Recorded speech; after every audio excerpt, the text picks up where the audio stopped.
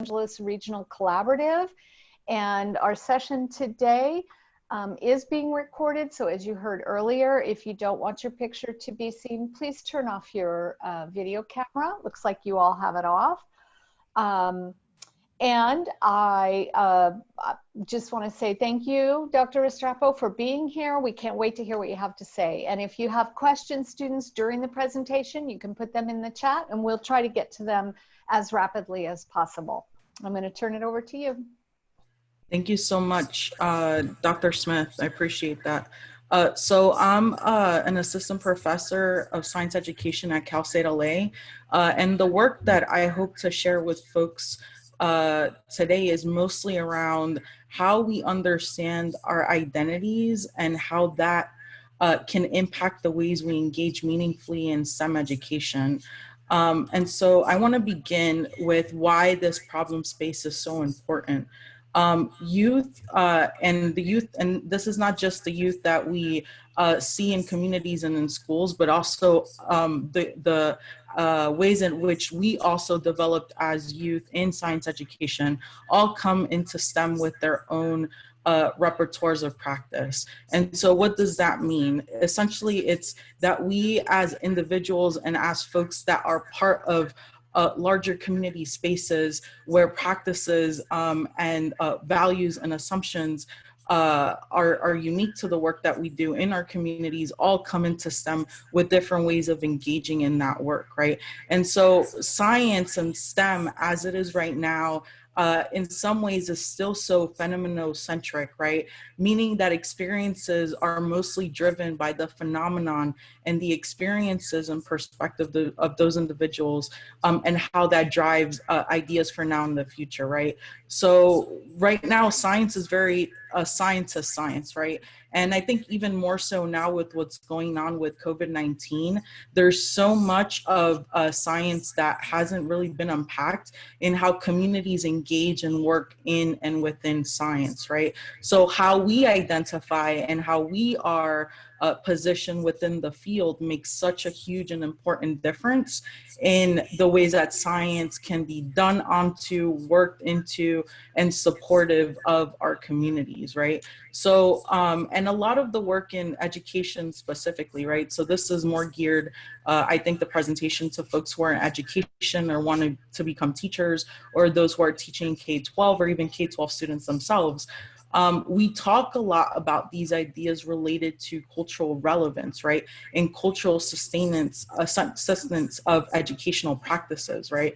So when we mean culturally, that things are culturally relevant, what we really want to do in terms of identity and who we are in science is to be able to unpack how those practices of students in our classrooms can not only be supportive of the communities and the work that we're doing, but also that they're individualized in ways that avoid essentializing cultures because of associations or groups. So just because you're teaching science to students who are predominantly Latinx doesn't always mean that, you know, they are all gonna have English language learning or other sort of essentialized discourses or things that have been normalized in society, right? We always have to look at it between the individual and the collective. And another example would be, for example, that all African-American students listen to rap music. That's not necessarily true, but that's something that science and other societal cultural practices has reproduced in us to believe that these things exist, but in reality, science has been done in many different ways and includes cultures and perspectives in many different spaces. So one of the things that I really want folks to get out of this presentation is to understand, obviously, how identity, so how we identify who we are and who have we been in science can be unpacked through our experiences. So today we're gonna have two different activities where I'm hoping to use the breakout rooms in the Zoom session. I've done this before in my classes. I hope that it works out for this presentation. But my goal is for us to first think about how identity functions in our lives. So who we are, how we identify. And then second is how have we seen the ways that we are and who we are in science impacted by highs and lows of those experiences. So maybe it may be that we are interested in science itself, but we actually don't feel connected to science because we don't identify with it. And that may be because our culture or our positionalities are not represented in science, right? So to think about that, it's important to unpack that and be able to discuss that work. So why is it important to begin where youth are at? So a lot of the work that I do in my research, more recently with my dissertation work. So I recently graduated, excuse me, I need to have a drink of water here. I most recently graduated from my doctoral program at Michigan State University in 2018. So I'm really new in my tenure track job at Cal State LA. And my dissertation was on how teachers who are learning to teach, so those teachers that are in pre-service programs, so that may be representative of a lot of you that are in those programs right now, either at Real Hondo or other places. And I'm so excited, I'm very excited to participate in this appreciation week and presentation, because it really means a lot to be able to bring this work to you all. But essentially what I tried to do was, those who were in pre-service programs, specifically in elementary education, I wanted them to take a science methods course that was all focused on youth practice, right? So they were looking at how youth talked about science. I think there's a couple folks that want to be admitted here. Let me admit them, excuse me. Okay. So, sorry, I think that we are seeing this.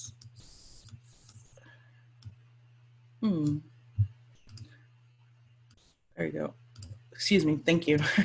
So, so my goal was for those pre-service teachers to learn from the perspectives of youth, right? And where did that come from? So they would investigate cases of youth science learning. That's one way.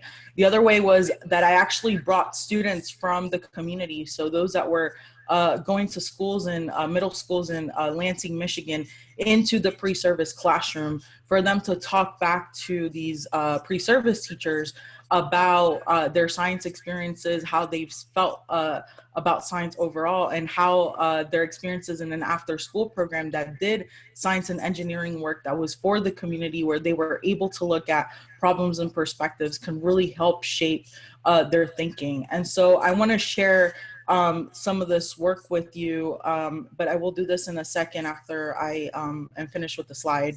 But beginning where youth are at really helps to focus on how to bring in the voices and perspectives of students in communities who are minoritized by science education. So what does this mean?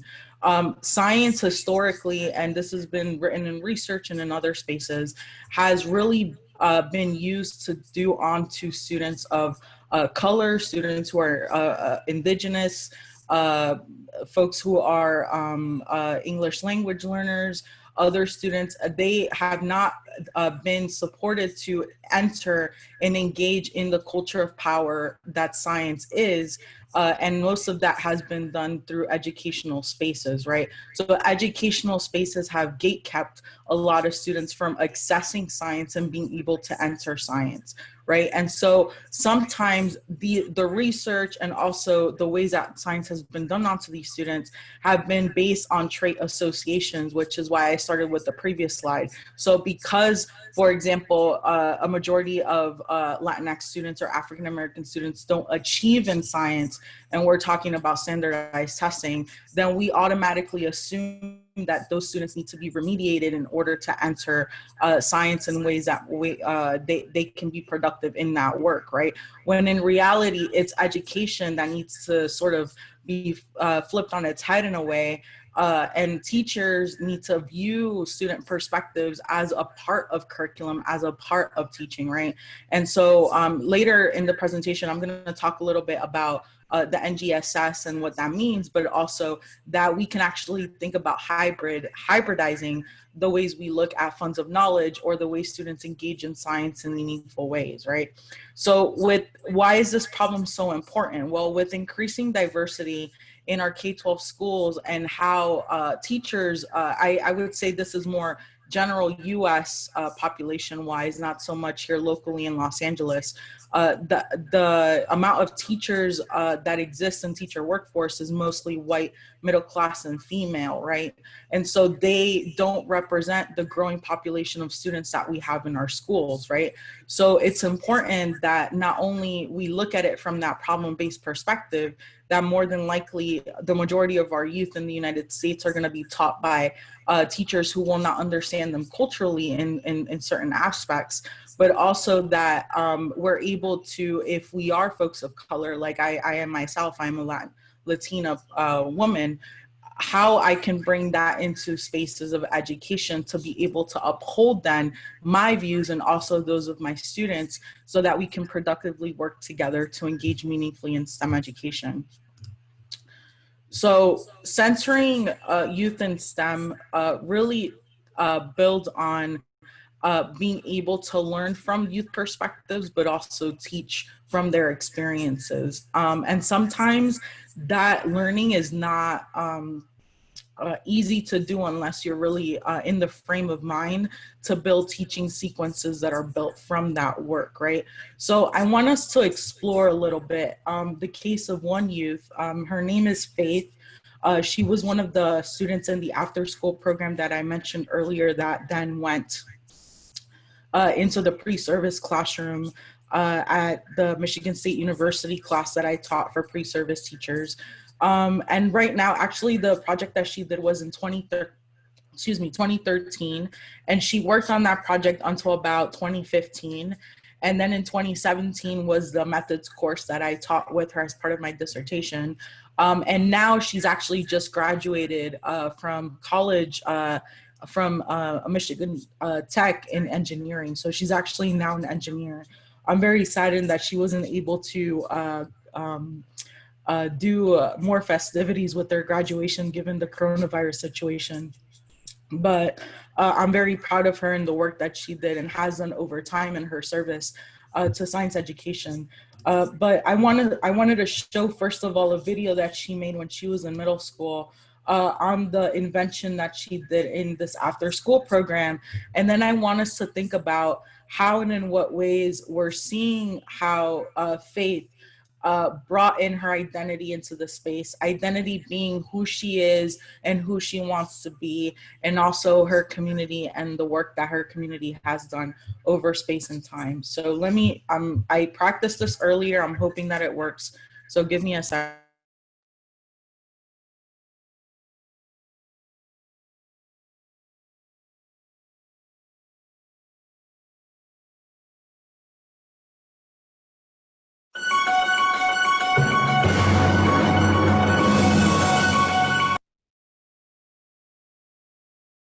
Can somebody just tell me if it's working or not, that you can hear the video? Yes, we could hear it. Thank you. Okay, perfect. Thank you so much.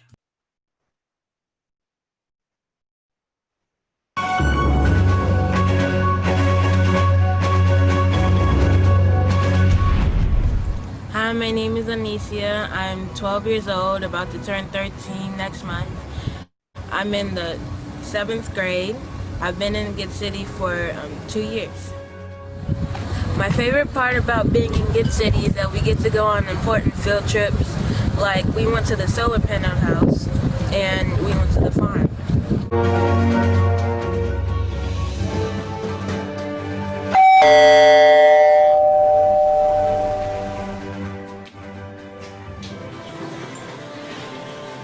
Whoa, Anicia, where'd you get that cool hat from? I made it myself. How'd you do that? With special materials. Here, let me show you. Anicia, what is the problem that your invention addresses? I made this project because I know how it gets hot outside and you really need a fan that doesn't run on batteries and that can keep on going. So this is why I created the solar panel hat that has a fan right in the middle to blow directly on your face.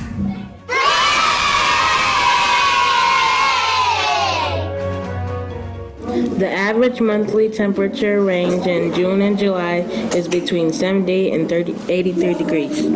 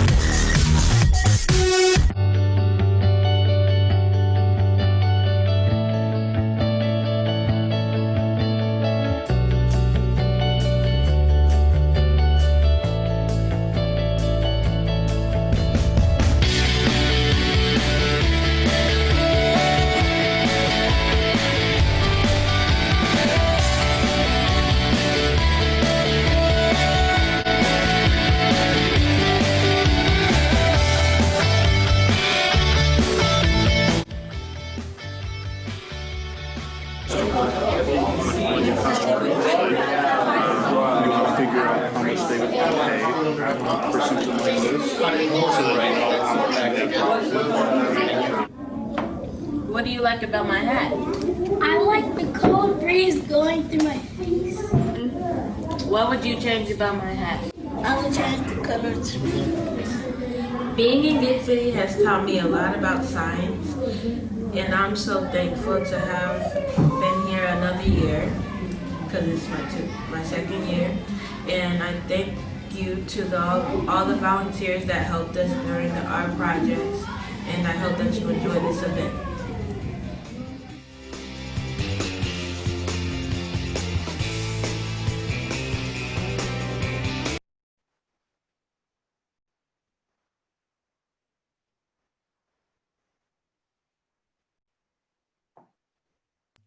Okay, so I really hope that folks enjoyed learning about Fate's invention and the work that she did. I'm wondering if anyone has any questions or suggestions or support in terms of what we're discussing related to identity and how identity shaped the ways that Faith engaged in her engineering design.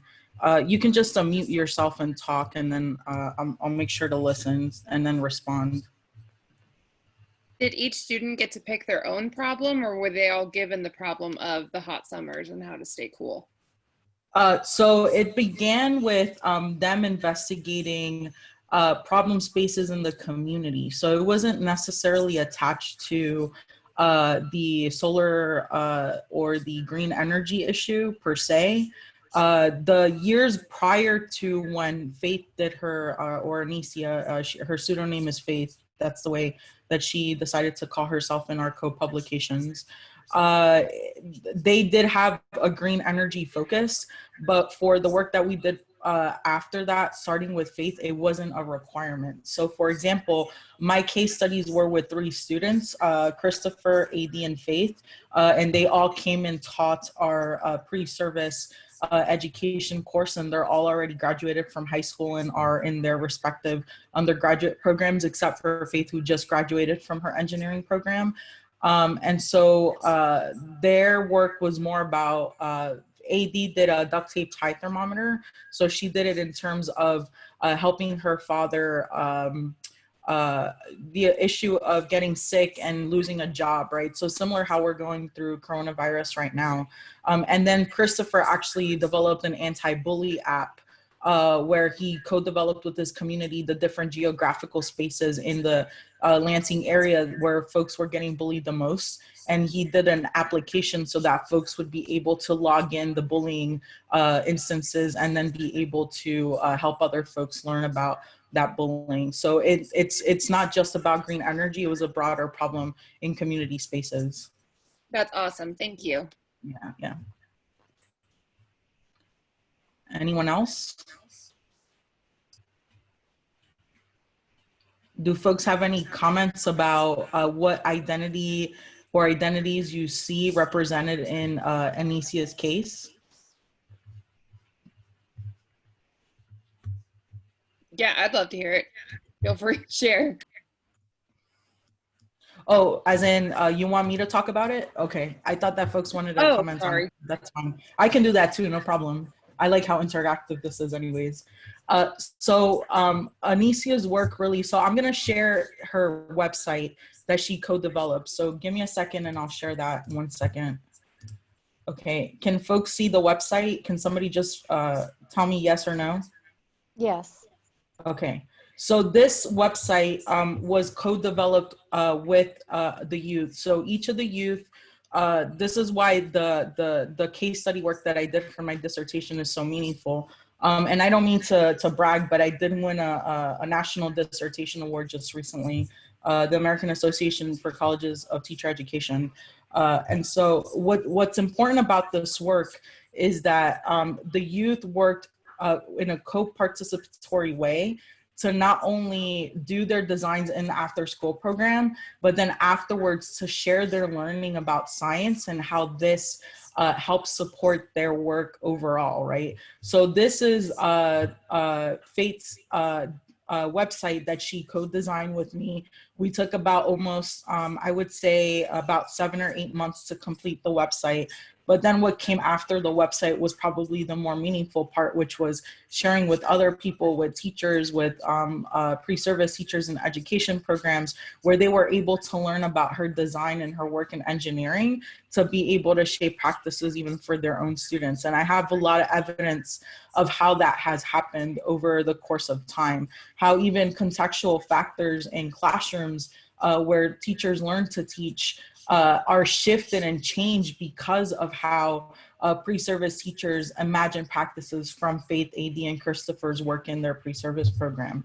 And so, for example, here, if I go to home, and this was completely designed and created with the students directing what is it that they wanted on their websites, what they wanted to share on their websites.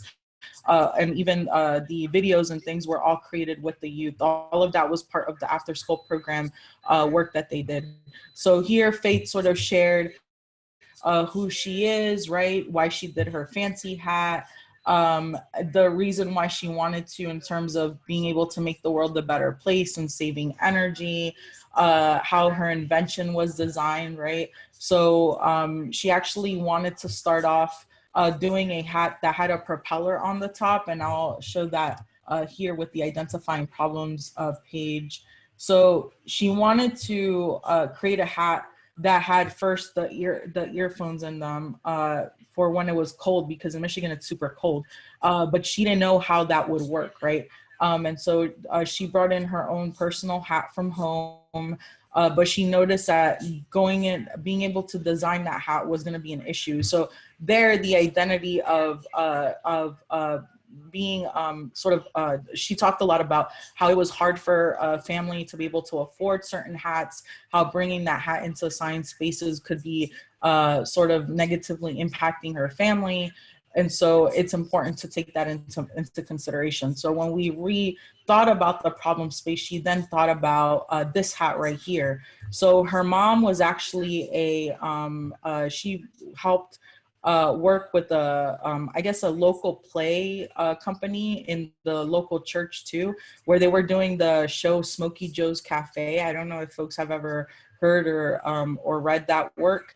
And they had this propeller hat in the props of the Smokey Joe's Cafe. And she thought, oh, it would be cool to do a solar panel hat that would have the propeller up top like this hat, so that it's able to use the solar energy to be able to use a propeller. But when we started looking at those problem spaces, it became evident that this wasn't really going to work. So she even went back to the drawing board and said, lipstick holder probably, or designing your own shoes or duct tape purses, or something that would be helpful. But when she started looking at the problem space again, she then saw that there were folks that were getting hot and sweaty in the summertime in Michigan, how there wasn't enough places where air conditioning. And so that really brought in that economic side to why she wanted to design this hat. So it eventually turned out that by talking with folks in the, give me a second, in the community spaces design work, it turned out that she was able to merge her interests with solar panels and green energy, because she was really, really interested in that after she went to the solar panel house field trip that was in the video with her grandmothers at church, and designing a hat for their engagement and being able to go to church without necessarily taking off their hats, which was a very, very important cultural, historical symbol to her and to her family and her community, because she was a churchgoer. So she talked to me personally about how sometimes in schools it's not really allowed, like not allowed, but it's just not something that's upheld in terms of her faith and her work in church and her work in Bible study, and then being able to go to after school program and be able to bring these spaces, these knowledge and practices into these spaces, and being able to do that. And so her hat ended up being this Michigan State hat, which she wanted it to be that way, but it was a prototype for her. Where's the hat? There should be a picture somewhere of her hat.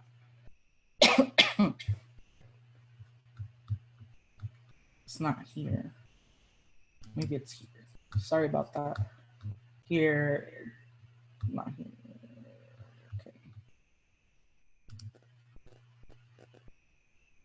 Well, okay, here it is. So this is sort of the hat that she used, but then she here it is. There's a final design right here. So what she did was she cut into this part of the hat, the brim, right? And she actually looked at how the brim stiffness could help her build that work. And then she put the fan there so that when the solar panel hit the fan, and then obviously the wires with the positive and negative like the current moves through that from the solar panel, then it turns it on, and then obviously the person would have some fan or some cooling experience from the fan. And then the other meaningful thing about this, I don't want to talk too much because I want to go into the activity as well, is her being able to do two things actually. Let me talk back to that.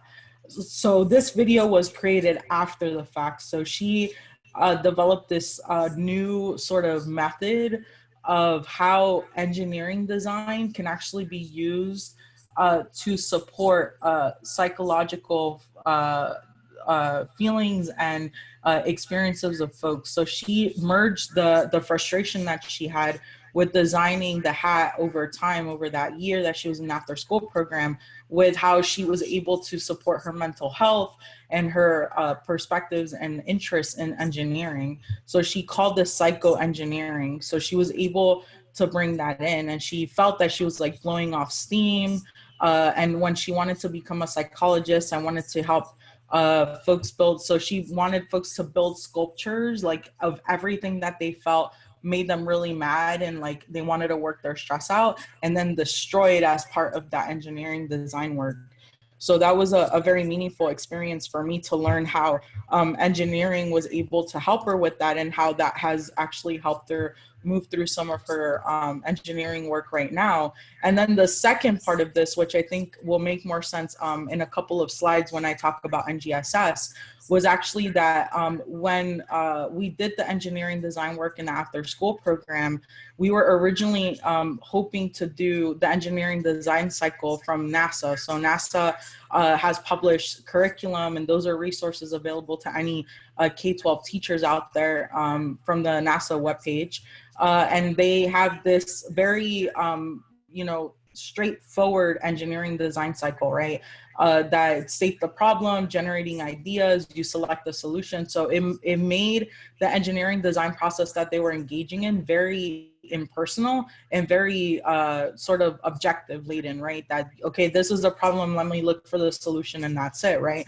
And what she felt was that a lot of the engineering work that she did really involved community members, and really didn't, the engineering design cycle at this point did not represent the work that her community and how she identified and how she felt their perspectives mattered, right? And in the video we saw that she was asking questions to community members. She was getting her brothers involved in the design. She was asking about colors and all these other things when sometimes in classrooms we want students to be very impersonal, right? So what I mean is that's why I'm going back to that idea of individuals, right? That we want the individual to be remediated and engaged in science, right? When science in reality is a community problem, a community issue, right? And so by being able to bring in community perspectives, she really built on this approach. And she actually, as part of her work with pre-service teachers, she actually designed her own engineering cycle. And she actually felt that it was very supportive of this new approach of being able to design a solution that really helps people, right? And you constantly identify problems that actually work through people's solutions rather than the solutions of the materials itself or other things which science may focus on more.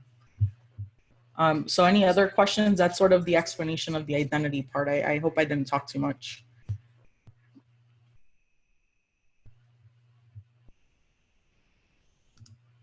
Any other questions before I move on? I have one, and probably tell me if this is going out of the the idea and the subject of STEM and science. So I did notice that she, like you said, she had a lot of support from the community, from her family members, her mom, her parents.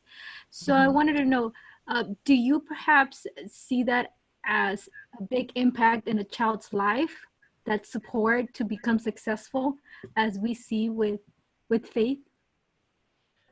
So yes, I think that the support system that exists in home and communities are extremely important for students to be able to be successful. The issue that I think is consequential now in this presentation, and what I'm trying to make an effort to explain, is that schooling does not uphold those other parts of students' lives, right? And this is historically happening not just in K-12 as a whole, but I'm talking science specifically being something that's so science drives perspectives, right? Science, our understanding of science literacy and how we make decisions in our lives and our communities are driven primarily in how we interact with other people. But the way K-12 schooling does science is very impersonal, very textbook based, very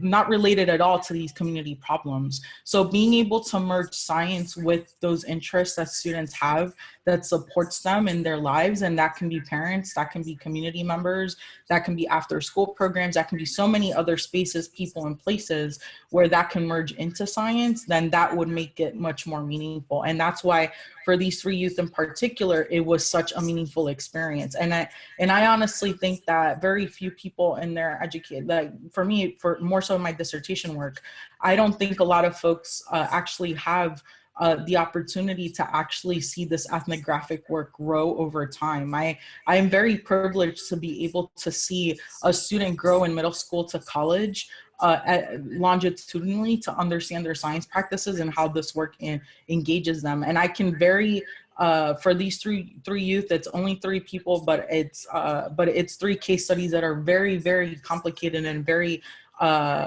has proven to be true from what I'm saying, that they have all entered STEM in ways that really are critical of science. Their science criticality engages community, and they're very adamant about that. And it may be that at some point they become engineers for communities or do things that may be able to impact other places with this knowledge that they've grown into as being able to merge those practices together. Does that answer your question? It does. Thank you. And I totally agree. Yeah. This was very inspiring.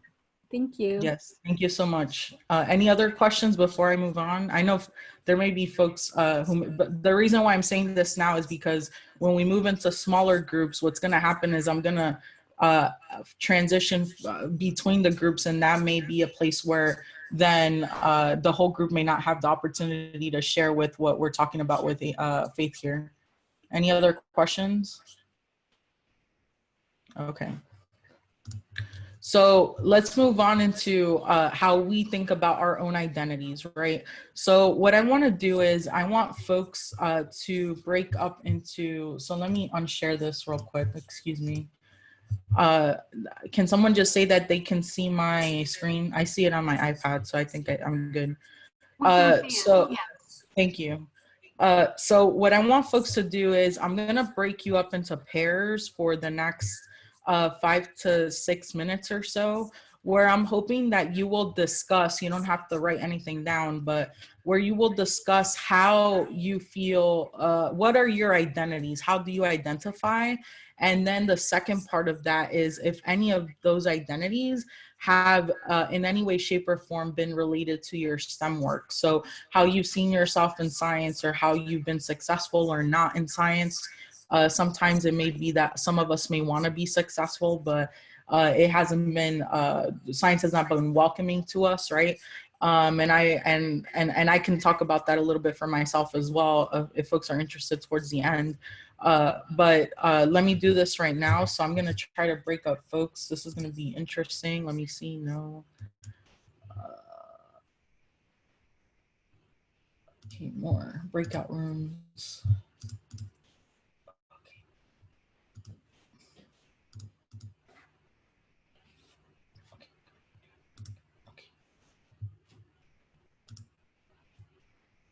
Okay.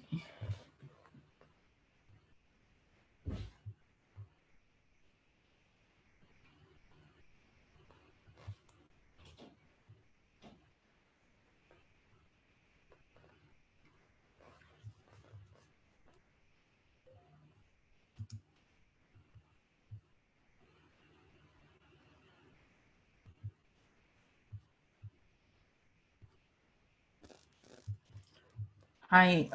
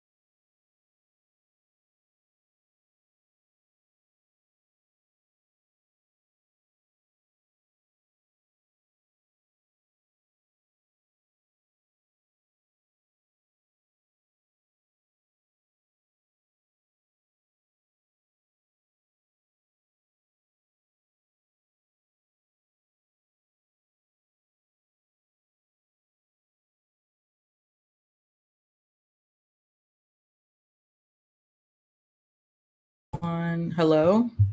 All right, welcome back to the main room, everyone. So I listened in on some excellent conversations. I hope everyone is here. For some reason, I don't know why we've lost some participants, but nonetheless, I'm really hoping that folks had engaging conversations with the peers that they were in their sessions and are able to sort of share some of those experiences. I don't know, does anyone want to discuss what they talked about, or are folks better off me summarizing what I heard? If you feel comfortable, I'm fine with you sharing.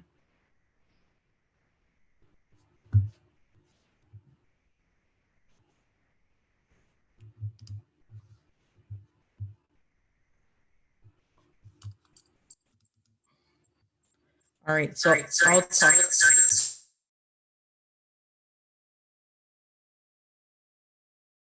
Sorry, I have an iPad here too so that I can see myself do things while, so I'm not confusing myself. What I heard was a lot of discussions of how, as folks who have done STEM, particularly very textbook-based, or those that a kind of science that's very impersonal. So folks are really talking about how their experiences were not really the ones that Faith had or has shared in her case, as we just identified, and that it would have been kind of cool for them to be able to engage in that.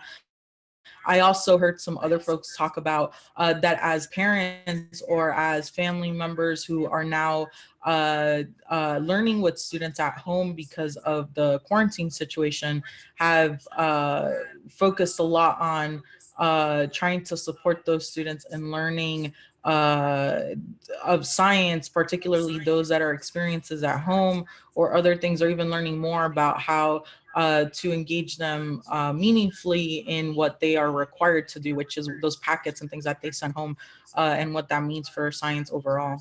So any other things that folks want to add before I move on? Okay. So going back to this idea of learning about practice through the lens of youth.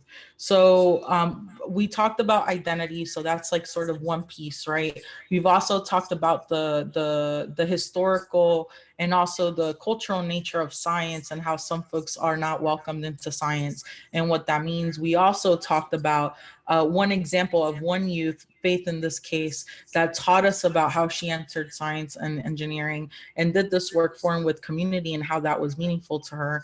So now I want us to think into, so moving identity into practice, right?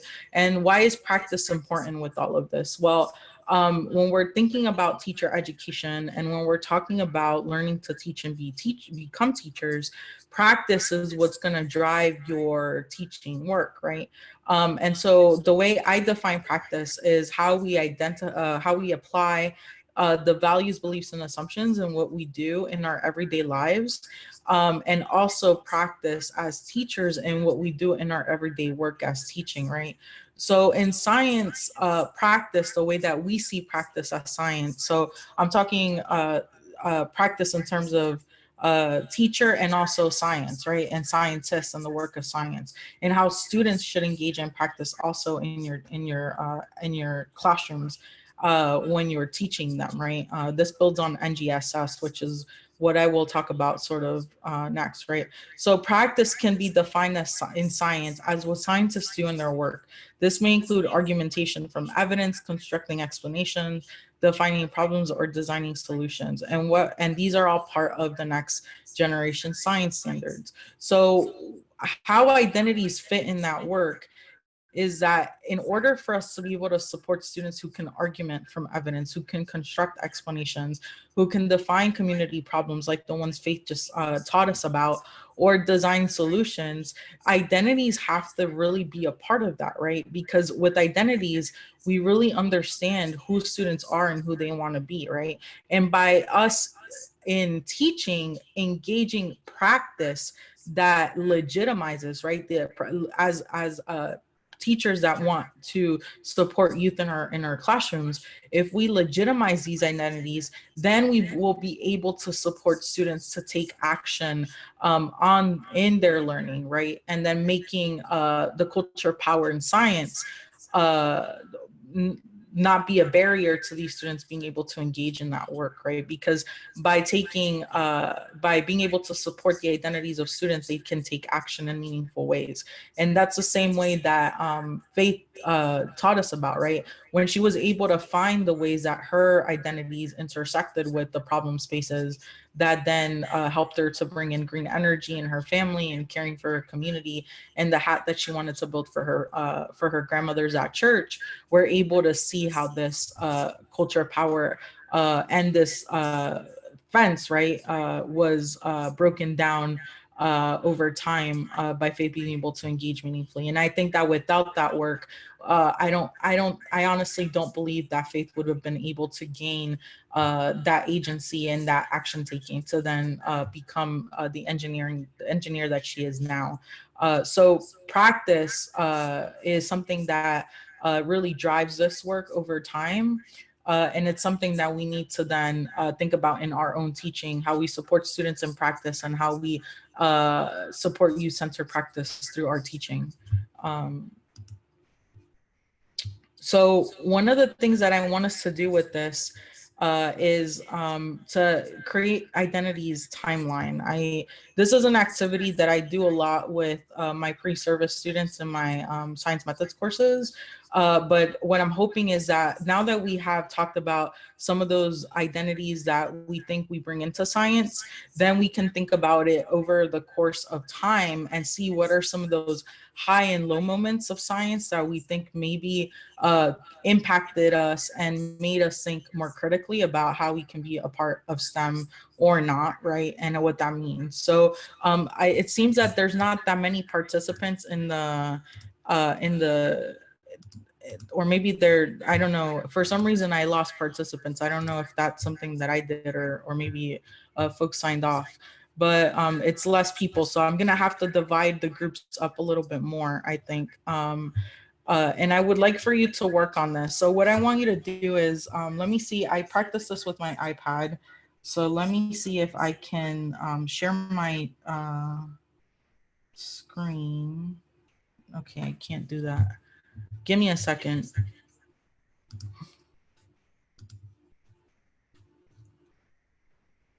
Oh, maybe I can do it here. Okay, so what I want folks to do in their breakout rooms, so I'm gonna break you up again, but I think it's gonna be groups of 3 or 4, is to do a timeline. So this is what I'm looking for.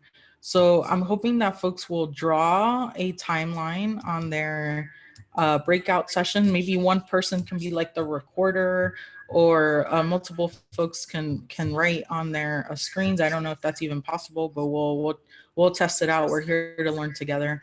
I want us to think about this top part as the high moments, okay? So high moments in STEM. And then think about this right here as the low moments, okay? And then think about the timeline as pre-K, sorry.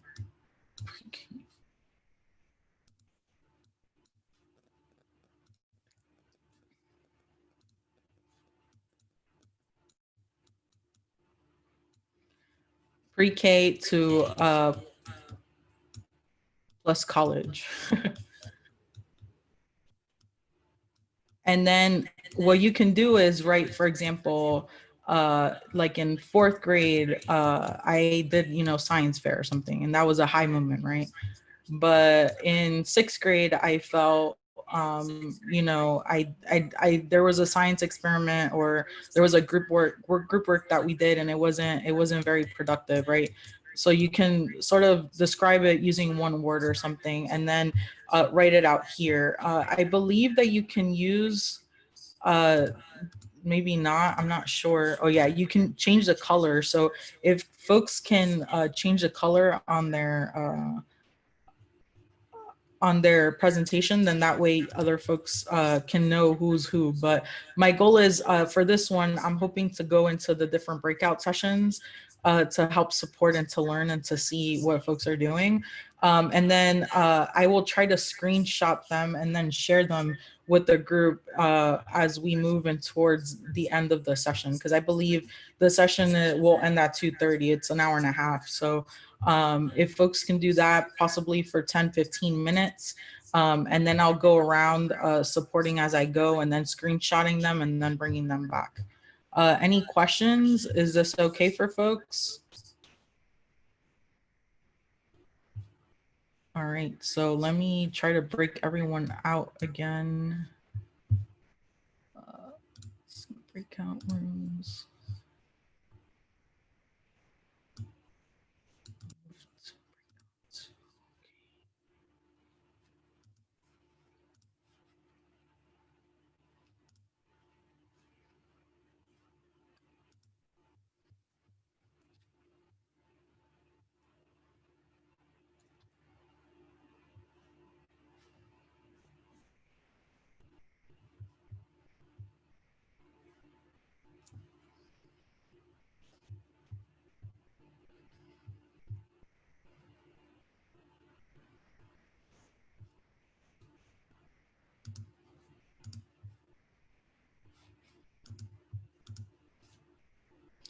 Denise, are you there? I think you have to accept your group.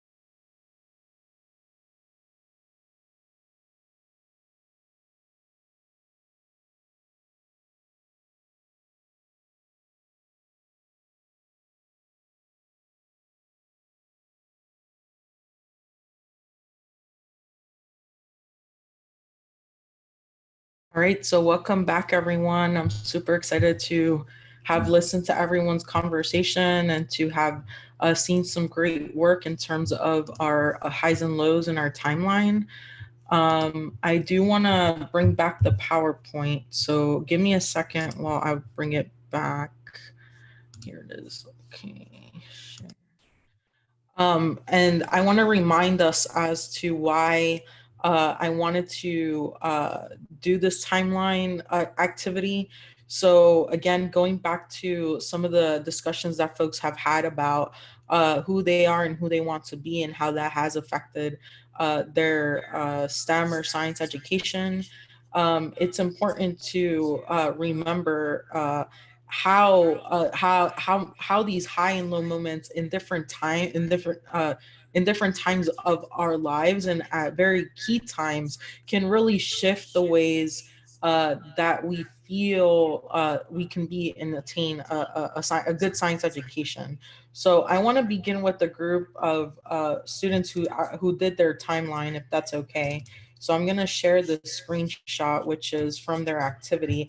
And if folks can really talk just briefly about what they did, and then I'll add some of my ideas from that, if that's okay. So can you see my screen? Yes. So this is from I think Alexa, Carla, and I don't remember the other person that was in that group. If anyone wants to just share, please.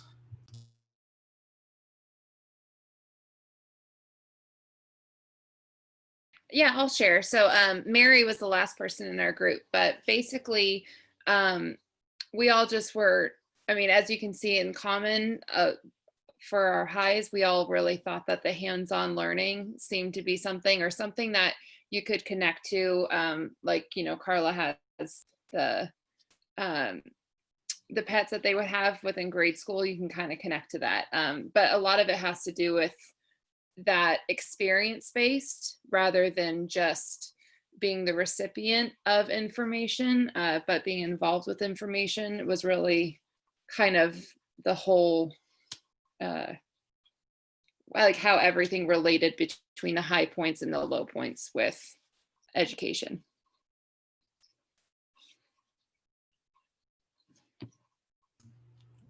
Anyone else want to share? Yeah, I feel this. Yeah, pretty much as you can see, just like Alexa said, I mean, to me, the hands-on experiences were the best ones. Those are ones that, yeah, that whole sensory process and that stays with you and within your brain. And I feel like those are, to me, were my highest. Even just having, I grew up in an apartment building, so we didn't have pets at all. So just being able to personalize, like, you know, it was my friend. If it was a fish, if it was a lizard, if it was whatever, and we had in class, to me, that was my friend. I would go visit him, and I you know, developed a relationship. And that was throughout grade school. I remember having at least one teacher with a pet, but then like everything just went dark for me through high school. Everything was textbook, no personalization at all. And then back in college, when I went to college and I took a STEM class, I loved it. You know, it rekindled my love for science and hands-on experience through activities. Excellent. Thanks so much for sharing. I do want to highlight something which is not a coincidence in what has been described here. So if folks notice, in elementary school, more so, we see more of a hands-on approach, although not all elementary students have that experience. I have analyzed over 100 autobiographies of students in my courses, because I do assign that and I'm trying to write a paper from it.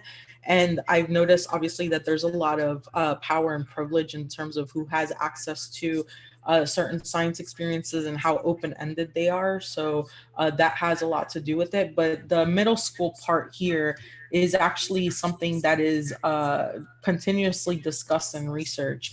Middle school science is a transition from really bad science education.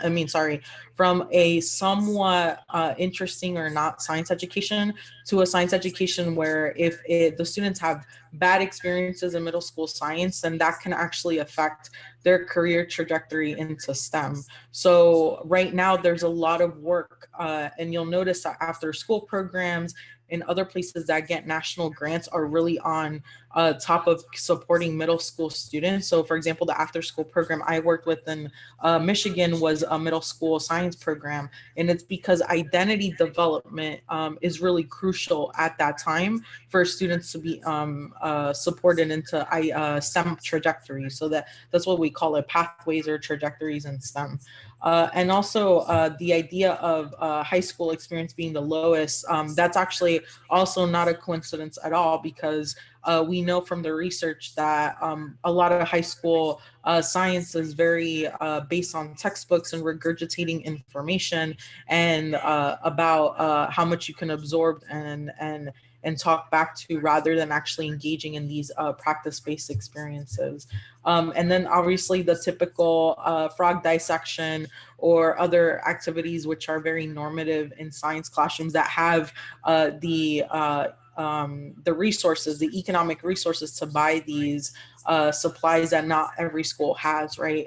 So actually focusing on science that's the science of science, right? We think of science as dissecting or as doing the strawberry lab or other things, and in reality that's not the only science, right? There's other ways to engage and to think and to participate in observing and experimentation and argument from evidence that can be tied to any of our experiences going out to the park or other places and bringing that back to the classroom.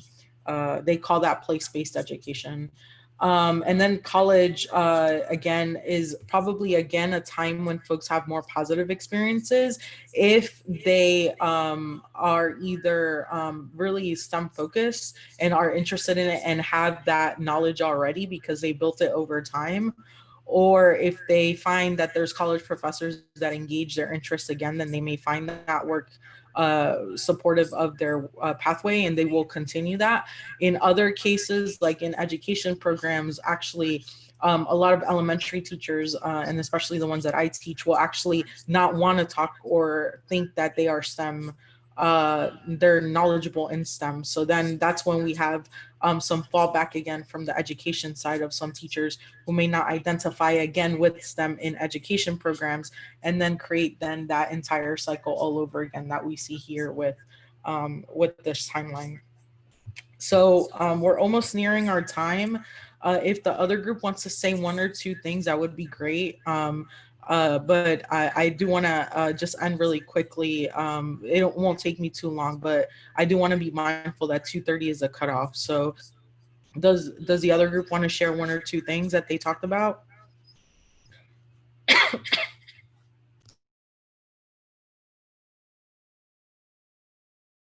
That would be Marianne and Araceli, I believe.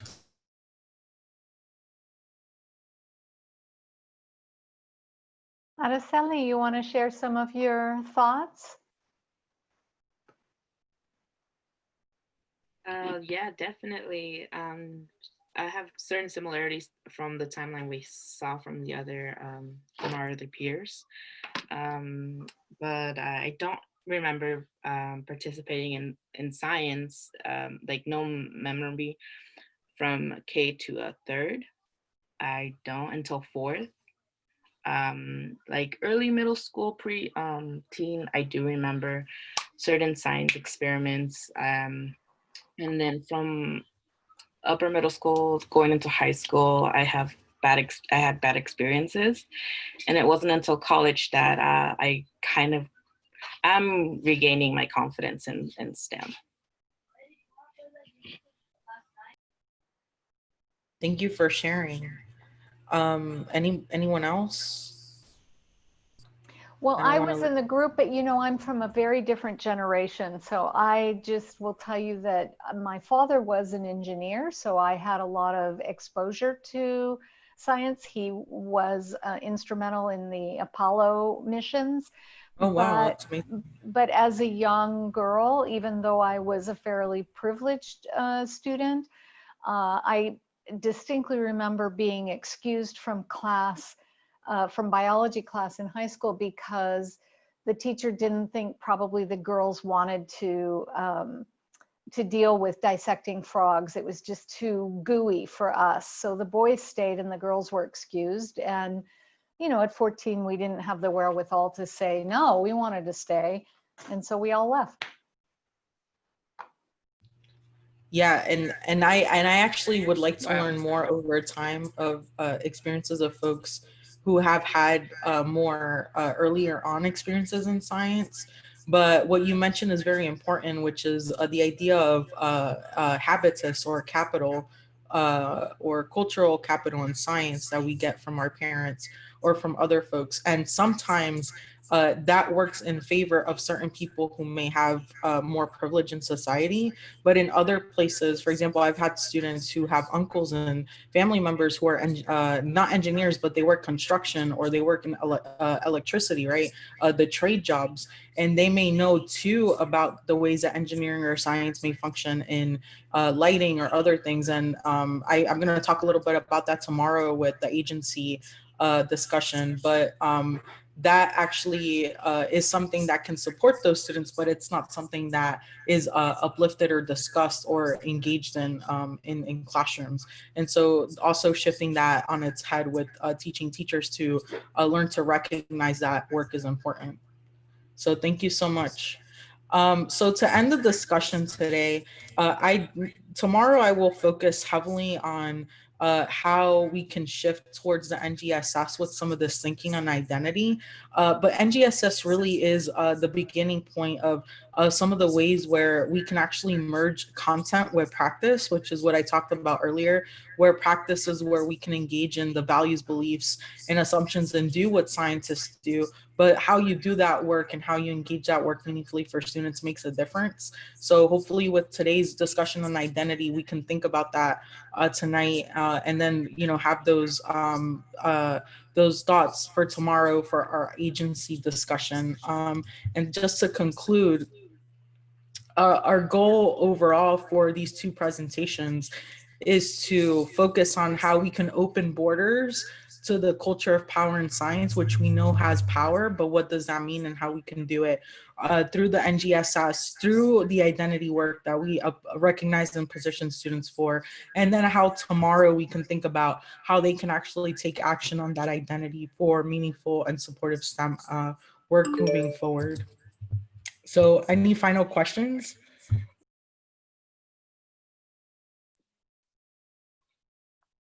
None for me, but this was great. Thank you.